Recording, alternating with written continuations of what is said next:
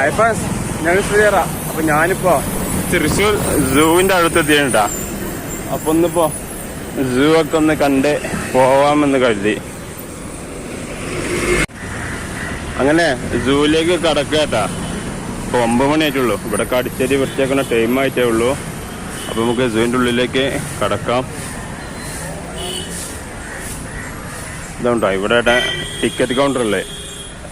9 മണി ആയതുകൊണ്ടേ കാര്യമായിട്ട് ആരും ഇല്ല, നമ്മൾ തന്നെ ഉള്ളൂ. അപ്പോൾ നമുക്ക് ഇവിടുന്ന് ടിക്കറ്റ് എടുക്കാം. അങ്ങനെ ടിക്കറ്റ് എടുത്തിട്ടുണ്ട് കേട്ടോ. നമുക്ക് ഉള്ളിലേക്ക് കയറാം.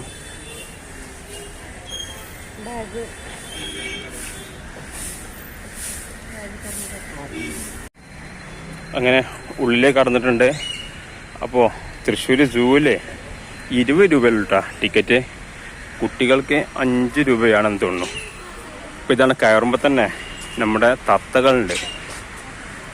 2-3 ഐറ്റം തത്തകളുണ്ട് കേട്ടോ. അതുപോലെ തന്നെ ഇത് പക്ഷികളാണ് ഉള്ളത്. ഇതവിടെ തത്തകളുണ്ട്. എന്താ എമ്മു ആണ്. എമ്മു ഇതൊക്കെ എമ്മു അല്ലേ? ഒട്ടപക്ഷി ഏതാ? ഇതാണോ? റിയ കേട്ടാ. എമ്മു ഇല്ല, റിയ.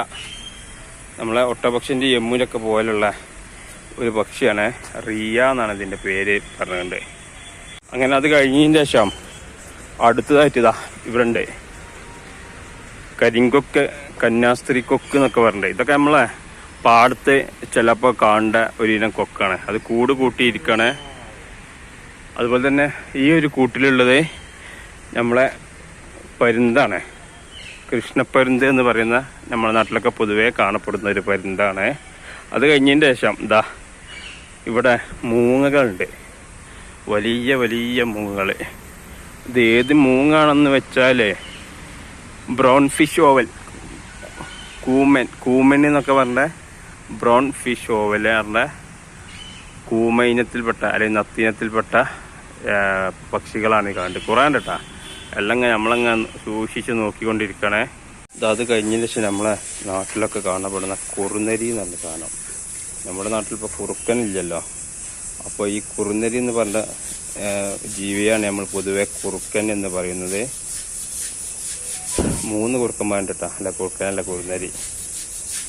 നമ്മുടെ നാട്ടിൽ കുറുക്കനില്ലാത്തതുകൊണ്ട് ഈ ഒരു ജീവിയാണ് ഇപ്പോൾ നമ്മൾ കുറുക്കൻ എന്ന് പൊതുവെ പറയുന്നത്. ഇത് ശരിക്കും കുറുനരിയാണ്. ഇതാ അത് കഴിഞ്ഞതിന് ശേഷം അടുത്ത് ഇതെന്താ പന്നിമാൻ. ഇവിടെ ആളാണോ? അതാളാണ്. ഇതാ അവിടെ ഉണ്ട് കേട്ടോ. അതാ കണ്ടില്ലേ, അവിടെ ഇരിക്കുന്നുണ്ട്. എല്ലാം രാവിലെ തന്നെ വിശ്രമത്തിലാണ്. അത്ര ആക്റ്റീവായിട്ടില്ല കേട്ടാ. ആണോ?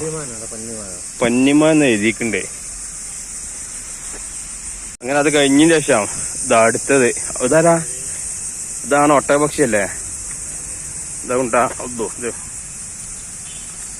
ഓടി.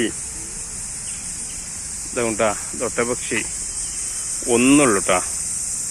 ഇനി അപ്പുറത്തും അവിടെ എവിടെയെങ്കിലൊക്കെ ഉണ്ടാറില്ല. അതിൻ്റെ അപ്പുറം തന്നെ വേറെ ഒന്നുണ്ട്.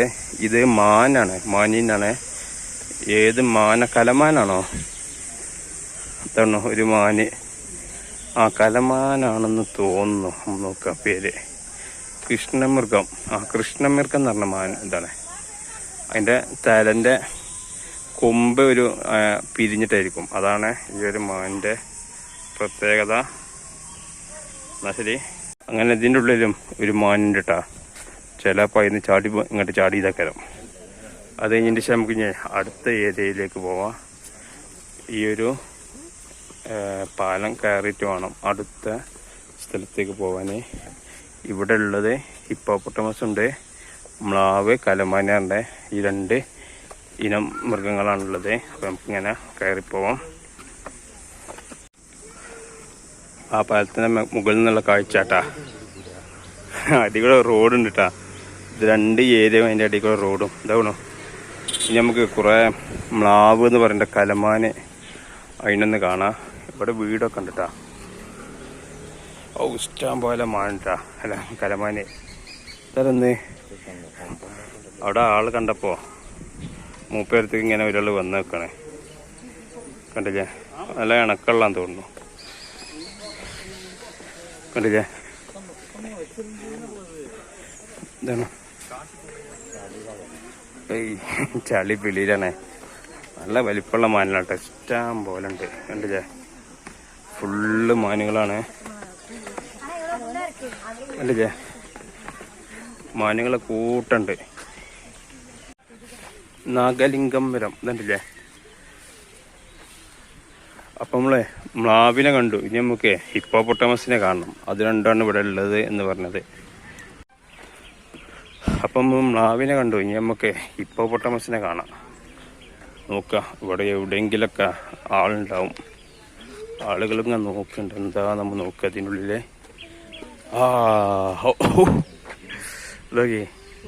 വലിയൊരു ഹിപ്പോപ്പൊട്ടാമസാ. അതിൻ്റെ മുഖത്തത് അട്ടയായി കണ്ട്. അട്ട അതെ, എന്തോ സാധനം കേട്ടാ. വലിയൊരു ഹിപ്പോപ്പൊട്ടാമസ് വെള്ളത്തിലിങ്ങനെ നീരാടണേ. അതെവിടെ ഉണ്ട്. അതല്ല, ഞാൻ അതിലും വലുത് മടിയിൽ കയറണേ. ഇപ്പം നമ്മൾ കണ്ടിയിലും വലുത് എവിടെ വെക്കണോ.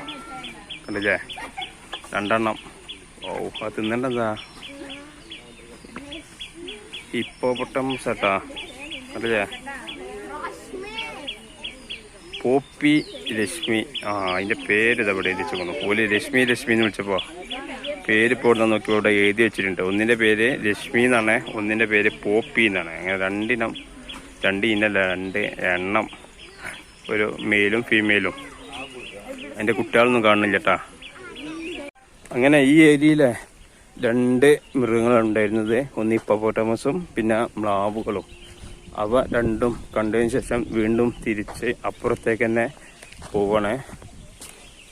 മ്ലാവ് ഇവിടെ കണ്ടിട്ടാ, ഇഷ്ടം പോലെ മ്ലാവുകളുണ്ട് കേട്ടാ.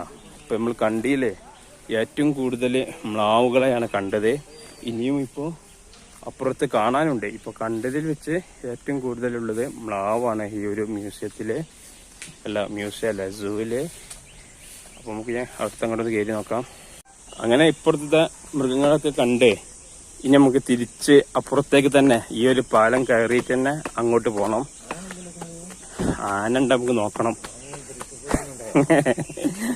തൃശ്ശൂരിലാണ് കൊണ്ടുപോയാണ്.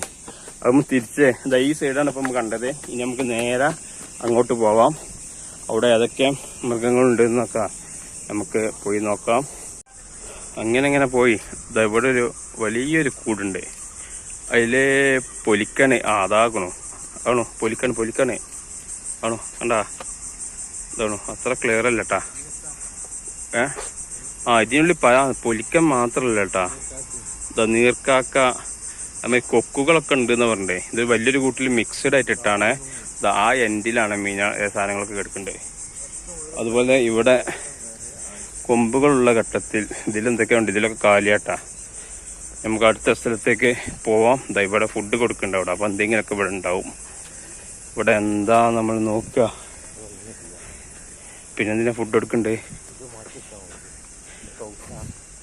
അപ്പം ഇതിനുള്ളിലുള്ള സാധനത്തിനെ കാണുന്നില്ല കേട്ടാ. ഇവിടെ ഫുഡൊക്കെ കൊടുന്ന് കൊടുക്കുന്നുണ്ട്. പക്ഷേ ആർക്കുള്ള ഫുഡാണെന്ന് അറിയില്ല. നമുക്ക് അടുത്തതിലേക്ക് പോവാം. മാനുകള്, നമ്മളെ പുള്ളിമാനുകള്. പൊതുവെ എല്ലായിടത്തും പുള്ളിമാൻ അങ്ങനെ കൂടുതലുണ്ടാവുക. എന്നാലേ ഇവിടെ ഇപ്പം കണ്ടിയിൽ ഏറ്റവും കൂടുതലുള്ളത് മ്ലാവനാണ്. എന്നാലും പുള്ളി മാത്രം മോശമൊന്നുമല്ല കേട്ടാ. അത്യാവശ്യം ഉണ്ട്, എണ്ണ ഉണ്ടല്ലേ. കൊമ്പുള്ള ഒറ്റ കൊമ്പുള്ളതുകൊണ്ട് 2 കൊമ്പുണ്ട്. ഒരു കൊമ്പ് മുറിഞ്ഞതാ തോന്നുന്നില്ലേ. ഇപ്പോൾ രാവിലെ തന്നെ വെള്ളം കുടിച്ച് വയറ് നിറക്കാണ്. അപ്പം നമുക്ക് അടുത്ത സ്ഥലത്തേക്ക് പോവാം. അങ്ങ് പോകേണ്ടതില്ലേ. ഇവിടെ ഇതെന്താ, കൊച്ചിയിലെ മഹാരാജാക്കന്മാർ ഉപയോഗിച്ചിരുന്ന വഞ്ചികൾ. ക്ലിയർ ഇല്ല കേട്ടാ. ഇതാണ് തോണില്ലേ, പല്ലക്കോ വഞ്ചി 2 ഉണ്ട്. ഇതാണ് ഇത് ക്ലോസ് ചെയ്ത് വെച്ചേക്കാണ്. അപ്പം നമ്മൾ യമുവിൻ്റെ പോലുള്ള റിയ എന്ന് പറഞ്ഞ ആ ഒരു പക്ഷി ഇവിടെ ഉണ്ട് കേട്ടാ. 2-3 പടിയുണ്ട്. അത് കഴിഞ്ഞതിന് ശേഷം ഇവിടെ യമുണ്ട്. ഇതുണ്ടല്ലേ യമു. അപ്പോൾ യമുവിനെ പോലുള്ള 3 പക്ഷികളുണ്ട്. ഒന്ന് ഒട്ടകപക്ഷി, ഒന്ന് യമു, പിന്നെ 3ാമത്തെ റിയ.